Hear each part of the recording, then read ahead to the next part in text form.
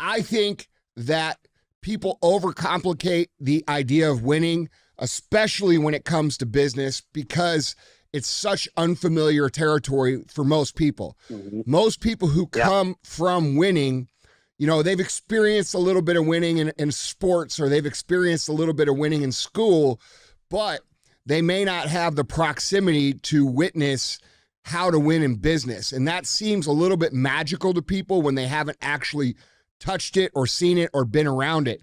But what I can tell you, bro, is that whatever method we decide, it's going to come down to the same thing. Okay. It's going to come down to breaking the big goal into little bitty goals, into daily critical tasks that we execute over the course of time.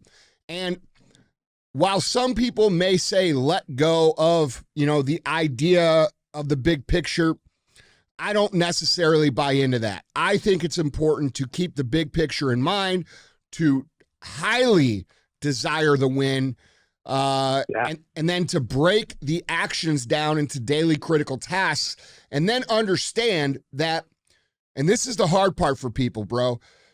People have a hard time understanding that you have to have faith in the actual process. And what I mean by that is this.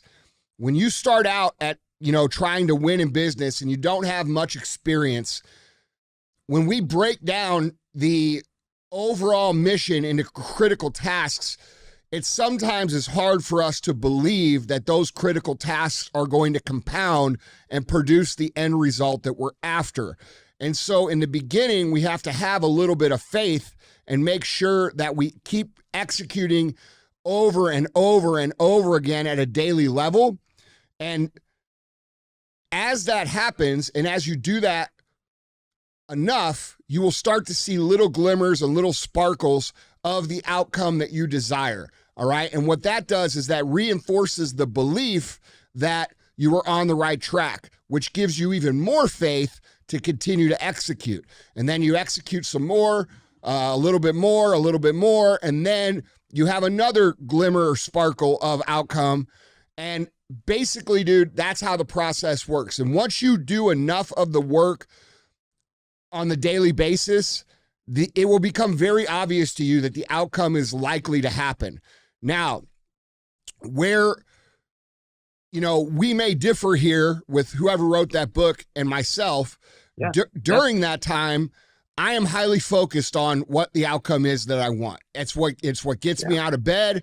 But I also understand that me just being focused on that outcome doesn't create it unless I'm breaking it down into actionable critical tasks that I execute on a daily basis.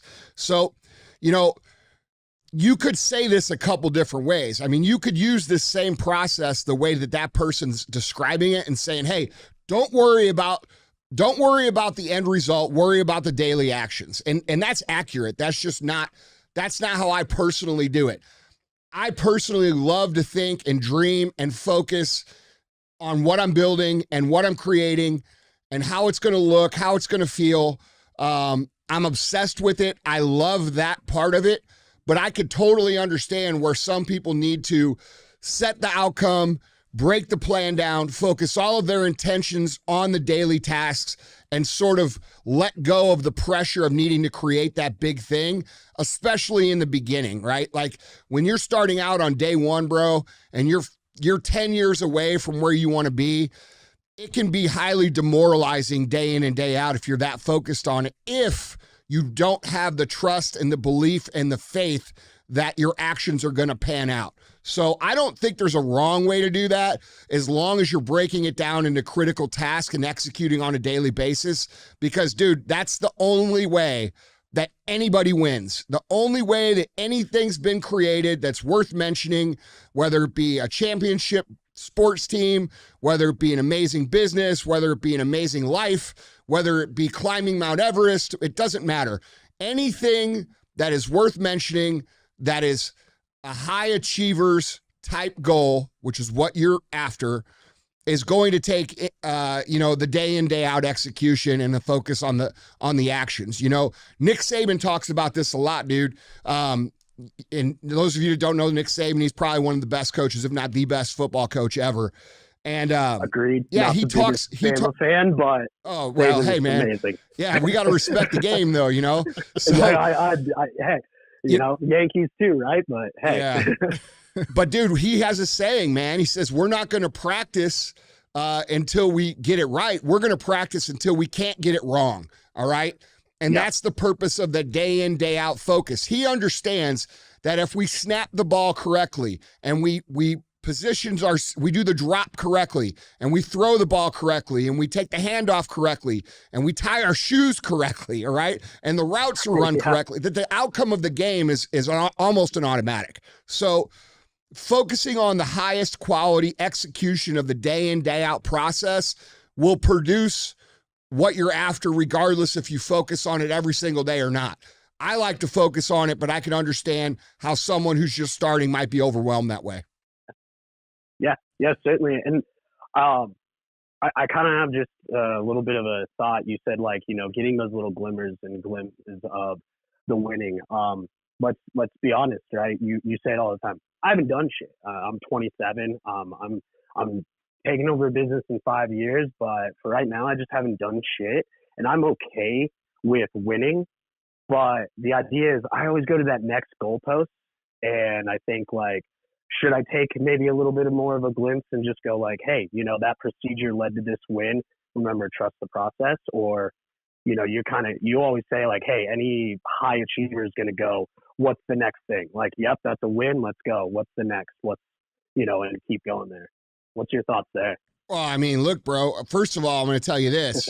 You know, I know you say you're okay with winning, but you better be fucking super hungry for it, because there's a lot of people out there that will kill their whole fucking family to have it.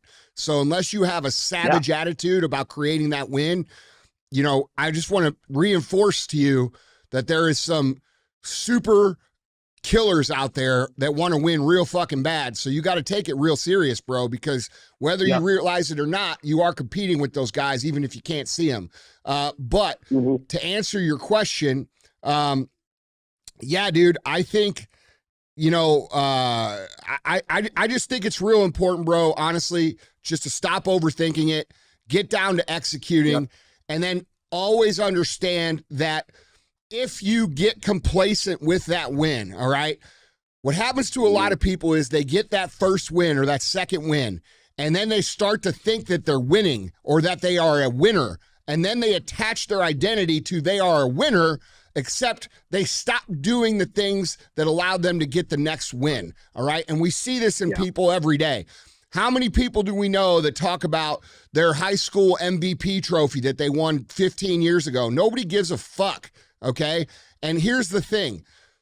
Life is long, bro. It's short, but it's also long, all right? And in career and in business, it's long. And if we want to continue to produce the best outcomes, we have to continue to raise the bar as we go, especially when we are in our 20s, 30s, and 40s, all right? So, dude, you know, if I were you right now, you say you're going to take over a business in 5 years, I would spend every waking moment pretending as if you're already running the business so that you can learn the lessons that you need to learn before you're in that situation. So, that's what I would do, bro. Like I said, you know, certain people I'm not one of those people. Yeah. Okay. I do not get overwhelmed by the size of the project, but that's because I have the history of achieving big things already. Mm-hmm. If you're 20 years old and you've never built anything, the idea of building, you know, a company that like I've built is, well, not even I've built, we've built, it's overwhelming. Yeah, for sure. Overwhelming. And so, dude, to get to that, you know, there's a saying, man, the best way to eat an elephant is one bite at a time. Mm-hmm. It's the only way to eat an elephant. That's the thing. Yeah, right. So, you know, once we remove the confusion and we remove the mystery and the magic and the excuses that everybody else got lucky and this and that and this, it comes down to the same shit. Execute every single day at the highest level that you're possibly capable of. Do that again tomorrow, do that again the next day, and that's where the mastering of the mundane happens. And you're hitting on something that's very important, because what can happen is people start off with good intentions of winning the day at a high level, and then they sort of like get in the routine and they start to stop pressing forward and they start to kind of just, but dude, if you operate on the power list the right way that it's supposed to be operated on, it actually eliminates that, because after 21 days of successfully executing any of the 5 critical tasks, you remove that task. It's considered a habit now. Now, if you miss a day or 2, then it can go back on. But the point is that if you remove things that become habit and you constantly replace it with new things, you're constantly pushing the bar to be better and better and better. You see what I'm saying? Yeah, 100%. So we just can't get in the same, we can't think that executing the same routine day in and day out is the same as executing with the proper intent, with the proper critical actions that are going to get us where we want to go. All right. Those are different things. One of them is coasting. One of them is highly intentful execution day in and day out. And they look very similar. So it's very important for people to understand the difference.